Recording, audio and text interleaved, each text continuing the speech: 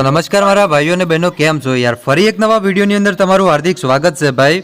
તો અત્યારે સૌથી પહેલાં વાત કરવામાં આવે તો ભાઈ તમે લાઈવ વિડીયો જોઈ લો કે ભૂક્કા કાઢી નાખ્યા ભાઈ પાકિસ્તાન. ના તમે લાઈવ વિડીયો જુઓ સાહેબ કે પાકિસ્તાનનું જે એર છે મિત્રો, જે ફ્લાઇટ છે તમે જોઈ લો કે આપણા ભારતની અંદર આવી રહ્યું હતું ત્યારે મિત્રો આપણા જે મિસાઇલો છે તમે જોઈ લો એક જ ભડાકે મિત્રો પાકિસ્તાનનો સફાયો કરી નાખ્યો.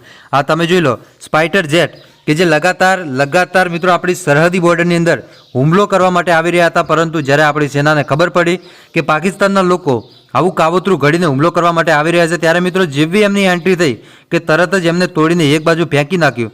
અને સાહેબ તમે જ્યાં જુઓ ત્યાં જોઈ લો આગના ઢગલા થઈ ગયા ભાઈ. અને અત્યારે જે તમને ખબર હશે કે પહલગામમાં જે આતંકી હુમલો થયો હતો ભાઈ, જેમાં લગભગ આપણા 26 લોકોના મોત થયા હતા હિન્દુ ભાઈઓના, જ્યાં જેટલા પણ હિન્દુ લોકો હતા એમને ધર્મ પૂજીને માર્યો હતો. ત્યારે મિત્રો એક આતંકવાદી એવું પણ કીધું હતું કે મોદીને બતાવી નાખજો ને જે થાય એ કરી નાખજો.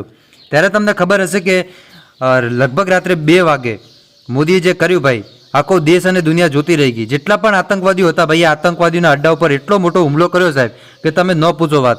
એટલું જ નહીં ભાઈ, યુક્રેન, રશિયા અને અમેરિકા સુધી આ વાત પહોંચી ગઈ.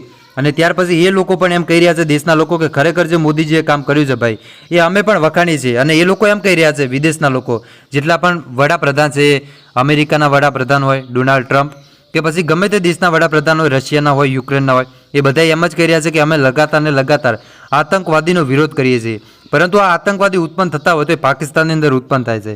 અને એ પાકિસ્તાનનો હવે ખરેખર મિત્રો સફાયો થઈ ગયો છે. તમે જોઈ લો, આ તમને લાઈવ વિડીયો બતાવું છું. આ લાઈવ વિડીયો જો અત્યારે સોશિયલ મીડિયાની અંદર વાયરલ થઈ રહ્યો છે, એટલે ખાસ કરીને તમારે નોંધ લેવી કે આપણી ચેનલ આ વિડીયોની કોઈ પણ જાતની પુષ્ટિ કરતી નથી કે વિડીયો ક્યાંનો ને ક્યાંથી વાયરલ થયો છે. ને હું જે તમને માહિતી આપું છું ભાઈ એ સોશિયલ મીડિયા અને ઇન્ટરનેટના આધારે આપું છું. એટલે ખાસ કરીને તમારે નોંધ લેવી કે માહિતી સાચી પણ હોઈ શકે છે, ખોટી પણ હોઈ શકે, જેથી કરીને આપણી ચેનલ આ વિડીયોની કોઈ પણ જાતની પુષ્ટિ કરતી નથી. તો સૌથી પહેલાં તમે આ વિડીયો જોઈ લો.